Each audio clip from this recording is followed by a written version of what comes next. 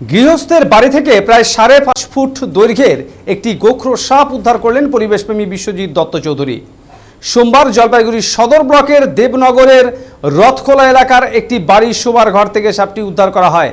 পরে 500 মিটারের মধ্যে নিরাপদ জায়গা দেখে সাপটিকে ছেড়ে দেওয়া হয়েছে। বিশ্বজিৎবাবু বলেন, এদিন দুপুরে তার কাছে খবর আসে এই এলাকা থেকে। গিয়ে দেখা যায় পূর্ণবয়স্ক এই গোখরো সাপটি ঘরের মধ্যে থাকা খুঁটি ও টিনের মাঝামাঝি অবস্থায় আটকে রয়েছে। যেহেতু সাপটি যন্ত্রণা হচ্ছিল, তাই সে মাঝে মধ্যেই ছোবল মারার চেষ্টা করছিল। তিনি জানান, তিনি প্রায় 20 মিনিটের চেষ্টায় খুব সাবধানে তাকে বের করে নিয়ে আসে। যেহেতু টানা কয়েকদিন বৃষ্টি হয়েছে, তাই সম্ভবত ঘরের মধ্যে আশ্রয় নিয়েছিল সাপটি। গোখরো সাপ সাধারণত জলা জায়গা পছন্দ করে না, তাই ভাঙা বা উঁচু জায়গাতেই এরা আশ্রয় নেয় বলে জানান তিনি।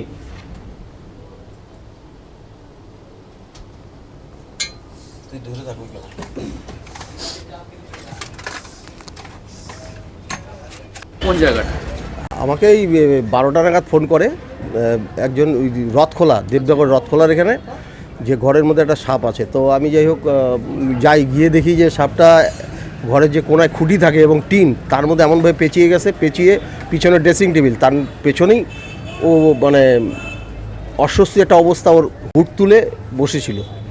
তো যাই হোক, তারপরে সেটাকে আমরা ওই ড্রেসিং টেবিলটাকেও মানে কিছুটা সরিয়ে, অনেকক্ষণ সময় লাগছে ওটাকে যাতে ব্যথা না পায় সাপটা।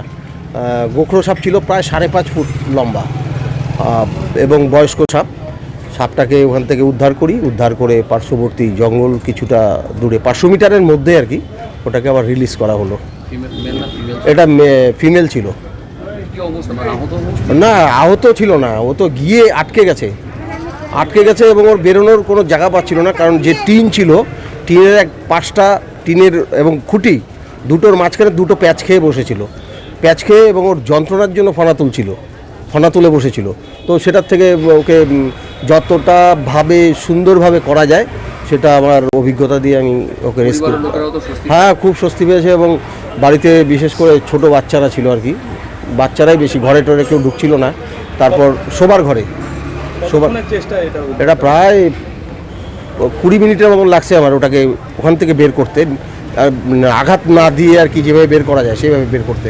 কি বলবেন এই যে মানুষের বাড়িতে সাপ ঢুকে যায়? এখন ব্যাপারটা হচ্ছে যে জলপাইগুড়িতে কয়েকদিন খুব বৃষ্টি হয়েছে, এটা হচ্ছে মূল কারণ। বৃষ্টির ফলে ওদেরও এই গোখরো সাপ বা এরা কিন্তু জল পছন্দ করে না, জল খুব একটা, তার ফলে এরা হয়তো আশ্রয় নিয়েছে এবং বৃষ্টি কমেছে। এখন ও বেরোনোর চেষ্টা করতে গিয়ে আর বেরোতে পারছিল না, মানে এমনভাবে ঢুকেছে বেরোতে পারছিল না।